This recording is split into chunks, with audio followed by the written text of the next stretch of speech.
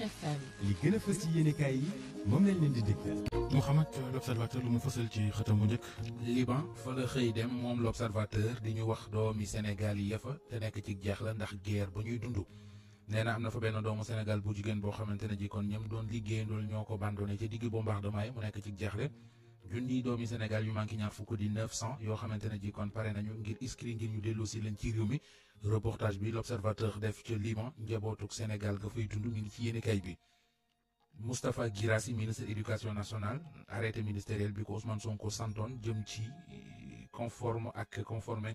li nga xamante ne mooy disposition constitution beeg yu ni mel muy règlement intérieur ba journal bi nee nañu def na ko ba pare.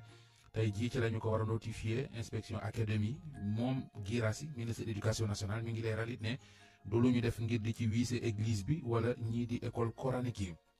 L'Observateur ñëw na ak ñun ci wàllu football équipe nationale Sénégal Pape Thiaw ak chantier yi koy xaar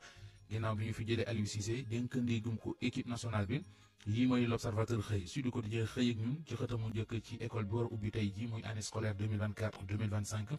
mi ngi ñuy jox limub ndongo yi war a tàmbali jàng 4000 yi war a kon dellu école 4 millions 120 mille 409 xale nee na ñoo war a kon ubbi tey jile. Soleil national lu aju ci audit yi ñu doon def jëmee ci finance publique fii ci Sénégal nee na FMI rafetlu nañ ko ba pare diggéey seenu njàppale jëmee ci Sénégal. Walf Quotidien ñëw ak ñun ci élection législative yi Macky day dellu si grand retour la ko tuddee le mandat ñëw ak ñun ci finance publique yeeg ëllëgu Sénégal goo xam ne li ca leer bariwul loolee mu ne mi ngi tukkee ci réforme yi waxee difficulté socio-économique yi ñuy dund. Yéenekaay bii di Les Échos dikk ak ñun ci Macky Sall mi mu nekkoon fas na yéene delloo bu mu ca boy ba ngir jàmmaarloo ak kii di Ousmane Sonko enquête jàngee ca ne li ñu doon ragal loola doon ko njoxtu mu di ab duel ci diggante Macky Sall ak Ousmane Sonko dana am. Yéenekaay beneen di Tribune li mu xëyee mooy Macky nee na démissionné na ca poste ba ñu ko joxoon ca France ngir ñëw kon battre campagne fii ci Sénégal ngir législatif yi. Vox Populi di ko dëggal nee na Macky ak APR lu aju ci wala Vox Populi leneen la gis mu di sortie premier ministre ak situation finance publique nee na Macky Sall ak waa APR li ñuy wax mooy ay tuuma yu amuti preuve. lii quotidien nee nañu APR ànduñu ci li fi Ousmane Sonko waxoon jëm ci ay chiffres yu mu fi bàyyi yu mu fi wax ak tolluwaayu Sénégal ci wàllu koom yéenekaay bi di Source A ñëw na ak ñun ci Macky Sall mi mu ne delloo na lii di 4P seeni borom lii tax mooy dafa bëgg a ñëw battre campagne ngir élection législative yi. Le Quotidien ne ñu Macky Sall kon ñëw na wala mi ngi waaj a ñëw ngir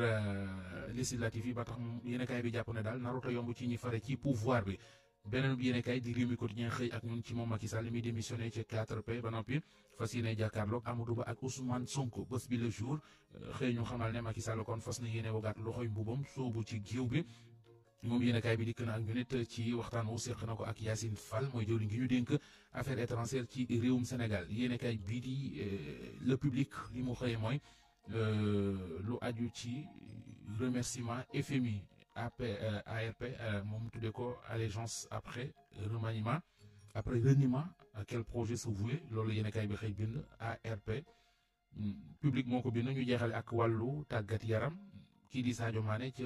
fa muy football di ci Arabie Saoudite ab clubam doon daje ak beneen club di Orouba mu ne Sadio Mané dugal na fa ñaari bi tax yéenekaay bi gis na Sadio jamono ji mooy yenu Al Nassr Alaaji Babacar. jaajëf Mouhamed